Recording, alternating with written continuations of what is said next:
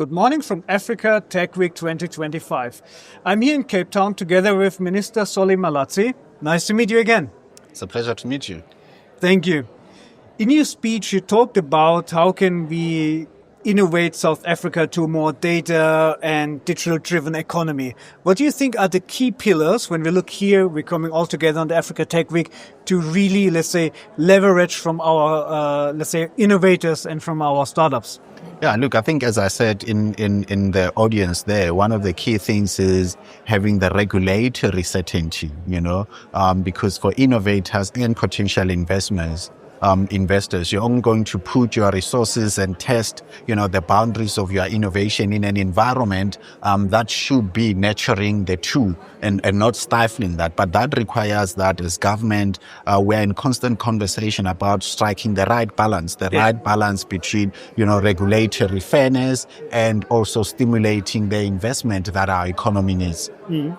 That's a valid point. So, and you also mentioned the regulator should create environment for growth. Yeah. And how can we stimulate? How can we attract investment? Yeah, I mean, all of this is related to policy making through the type of policies that we make, through opening up, our country for potential new entrants to enter into the market through the various and different vehicles that are there to invest in the country, but also, leveraging into, some of our strengths as a country.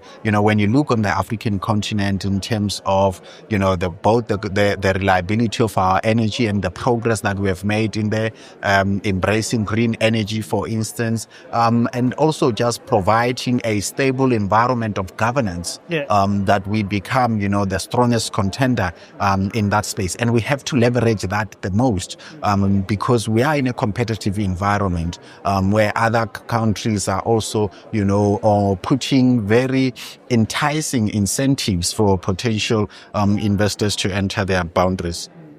So with technology always moves faster than regulations and policies. And it might be a boring topic, but how can we protect the public interest in terms of data? It's not a boring topic. It's an important topic. The most important thing is to protect, the integrity of data, to ensure that it is not susceptible for manipulation, it's not susceptible for threats, and that's why it's important to be cyber resilient. So that when there are those threats, because the threats are always going to exist, there are always going to be attempts, to manipulate, intercept, data, to gain unauthorized access onto those. We have to ensure that, one, we build sufficient capacity and infrastructure to ensure that when that happens, we are able to respond promptly and quicker and to recover that data. You mentioned earlier the risk-based approach when we look at data. So can you explain it quickly? Yeah, that is to ensure that there's always going to be risks and threats that exist, right, in terms of all the other nefarious elements that exist in this space, to manipulate or gain access to state data. And that's why the element of data sovereignty is very important. Also learning from international best practice and the advances that have been made in this regard. But ultimately to ensure that as a country, one, our data is secure and our data is ethically secured and it is resilient, and that we've got the mechanisms and the infrastructure and the resources to ensure that when those threats exist, we can respond promptly. So it has to be a balance between innovation and conservative dealing. It has to be a balance between, regulation and creating the space for innovation and the investments to enter the market. But what you can't afford is a constant laissez-faire approach from government, because government has got to protect the country's interests.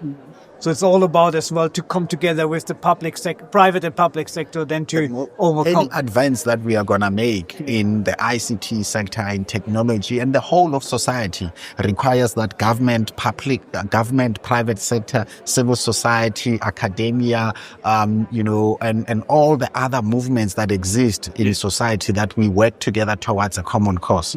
Thank you. Africa Tech Week 2025, how important are such gatherings for economic growth, especially from a digital infrastructure perspective? These gatherings are, instrumental. They are important in that they bring together the brightest and the sharpest minds in the space to keep abreast of, developments and emerging new trends, because we are in a constantly evolving sector that requires us to constantly come together to be able to formulate our responses individually and collectively to the potential that new technologies and new developments in this space hold, and to better prepare ourselves also for the future, because we can't be too fixated with the present and not think a lot about the future.